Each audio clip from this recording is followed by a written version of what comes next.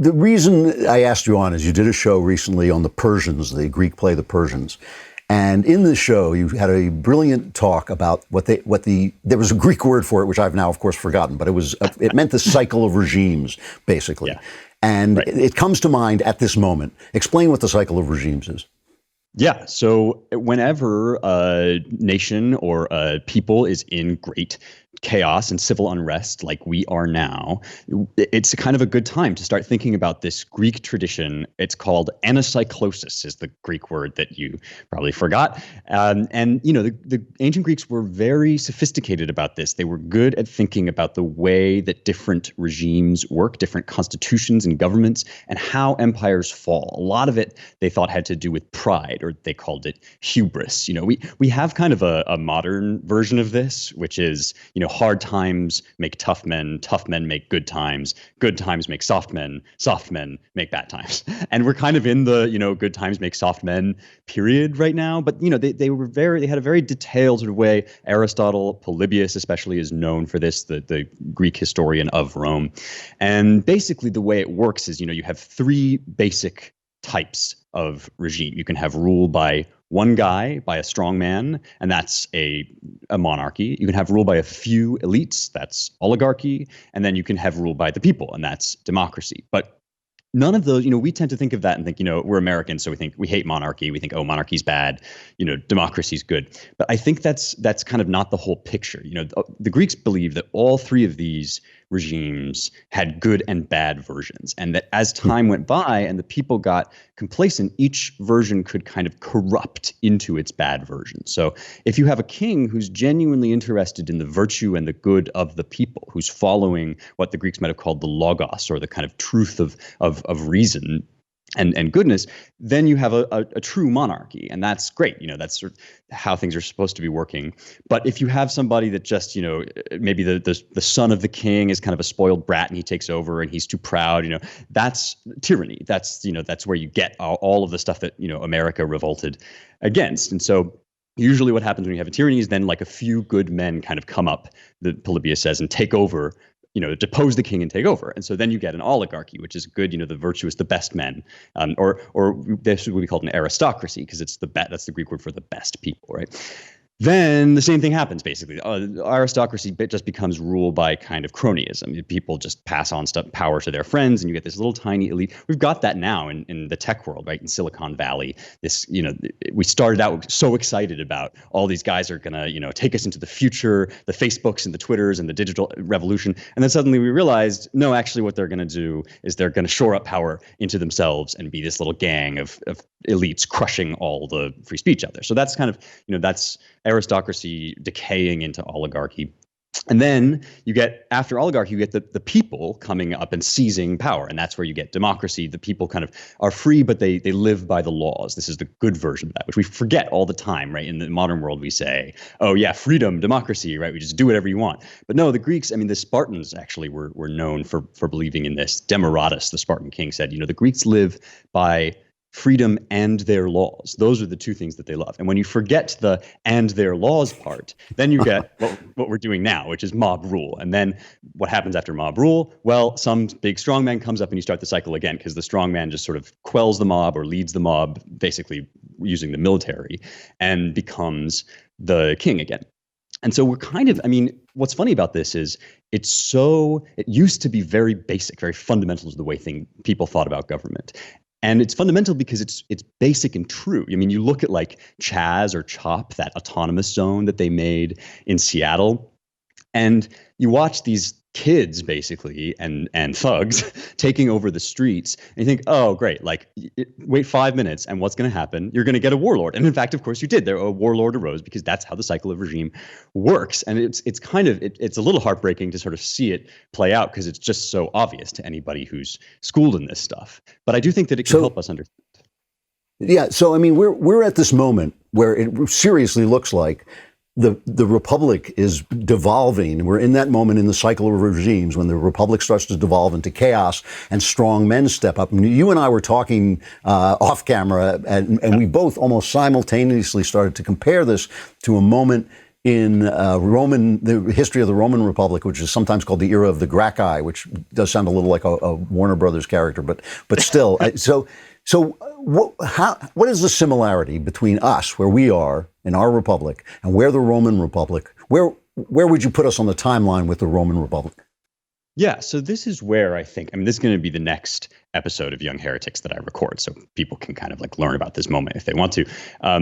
But in a nutshell, right, so we're talking here about like 133 BC and thereabouts, which is kind of the begin. The Romans looked back on this as the beginning of the end of their republic. They thought this is when we started, before we had all of this turmoil between the rich and the poor, and they would, they would fight back and forth, but they never actually physically fought. They never broke out into open violence. And now this is, the great historians of this period, people like Appian and Plutarch, look back and say, this is when Romans took up arms against Romans, and everything kind of deteriorated. It was the beginning of the end of the Republic. And basically what happened is, like, Rome, a lot like America, got just way, way bigger than even in their wildest dreams they could have hoped to get when they were starting out. They started out, first they were this monarchy, then they took power and became a republic, which is a kind of mixed regime, and they just, ballooned out into Italy and Africa and Greece. And so they had all of this land, right? And what should have happened is that the middle class should have basically taken the land and gone and developed new Romes. But instead what happened is that the rich, kind of a few rich families, just grabbed all of this power. And that created all of this kind of personal unrest, which I think, we're getting a lot of that now too. You're getting a ton of people on the right and the left, young kids that just feel like they can't have children because the world is so terrible. And this is something that the Romans noticed, that people weren't having kids because they were just despairing. That was a big deal. Yeah, like, we can't make money. We can't make any money, so why have kids? And so there's all of this, just this ball of mob energy, which is also, again, there's tons of that out there. And a lot of times you think when that happens that the next thing is going to be, well, that we're going to have a people's revolution. But more often than not, what happens is a very talented, rich, educated, smart guy comes along and just, like, sort of manipulates this big mob. And, that's what's really going on. I mean, that article that you read from The American Mind before this is about that. It's about the fact that this is being represented as a kind of popular uprising. But really what it is it's a bunch of popular rage, a bunch of kind of regular folks that feel like they are without God, like they're despairing. And then it's like rich people manipulating that. It's the billionaires of the world kind of taking that over. And that's what happened in Rome with the Gracchi. And on the other side of this, I mean, in the Senate, they had all the kind of upper class people in the Senate, and they weren't doing much either, though. I mean, if you call them the left, if you call the people who were rioting and the people who took them over the left and the elite left, but the elites in the Senate were kind of had stopped doing anything too, right? I mean, isn't that true? No.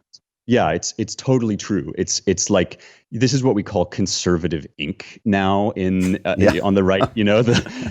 All the think tanks and the senators and the comfortable aristocrats that say they want to help the little guy, but they're perfectly happy with, like, massive illegal immigration and people losing all of their jobs because they are the ones having their lawns watered. Frankly, they're So that's, you got that in the Senate too. You got the rich just basically dragging their feet about this, which left the way open for Tiberius Gracchus and then his brother Gaius after him to basically, like, promise he was going to undo the injustices of the past, which is another big theme right now, right? That Black Lives Matter and reparations. We've had these terrible injustices in the past, and now we're just going to, like, reach back into the past and find some way to give everything back where it should be. Always a bad move. Never works. The way forward, I think. Yeah. Sorry, go on. Go ahead. Well, the way I think that one of the big lessons from this period in history is you always think that the way to change things is to go backward and undo what happened before. But the way forward is always outward. That's how Rome got great originally. That's how we got great. We had the Homestead Act. We had this vast sense of expansion, getting new stuff. That's where the hope is for me, right? Elon Musk going to space, go, like, out into the world, colonizing things. Yeah. Leaving the past behind. Like, ironically, looking at the past in this case teaches us that what we should be doing is letting bygones be bygones and moving forward. You know, it's ultimately because of the violence between the two sides. Julius Caesar brought his army into Rome. I was there, I remember Chris Cuomo going on and saying, "Where does it say that you can't cross the Rubicon with your armies?" which it actually did. It was right there in the Roman Constitution. But he was basically a populist guy, you know, saying, "I'm going to bring peace, I'm going to bring order," and he was killed by the aristocracy for declaring the empire. But basically, the Republic was through. Let me ask you, we're out of time already, but I just want to ask you this. Do you think that this cycle of regimes, and we are in obviously one part of that cycle of regime, is it reversible? Is it delayable? I mean, is it fate? Where do you stand on that? You know, my whole career up to this point has been haunted by that question. And Yeah. I think there's a line in The Persians, which is the episode we did about this on Young Heretics. There's a line in The Persians that speaks to this when the great king Darius sees the fall of the empire that he's worked to build. And he says, the prophecies are being fulfilled, but when a man is proud, he hastens them along. And so I think, you know, I think everything dies. I think if the American Republic is going to transform into something new, that may be something that is out of our control. But what is in our control is what we do today in the stream of this historical movement. So no, it's not like this is just like a death sentence. It matters tremendously how we choose to live our lives.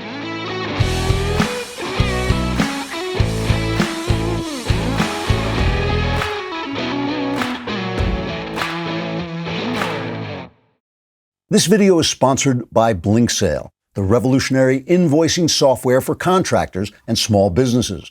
Spend less time billing and more time making bank with BlinkSale. Get a free trial at the link in the video description.